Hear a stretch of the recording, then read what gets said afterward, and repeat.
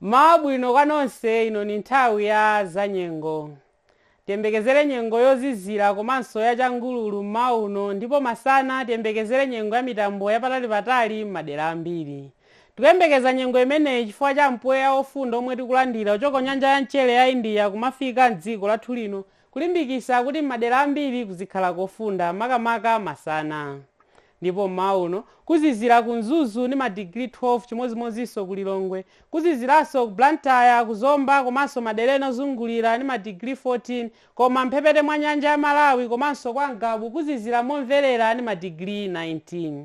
Mawa omwe uno tiyembekezere nyengo ya changululu komanso nyengo ya mitambo yapatali madera ambiri m'zigawo zonse za mdziko lino. Koma masana kufunda madera ambiri monga ku Lilongwe komwe kutafunde ni madigiri 26 chimozimozinso Kasungu, kufundanso ku Blantyre, ku Zomba komanso ku Mulanje ni madigiri 27, koma mphepete mwa nyanja ya Malawi mutentha ni madigiri 29, ku Nsanje komanso kwa Ngabu kutentha kwambiri ni madigiri okwana 34.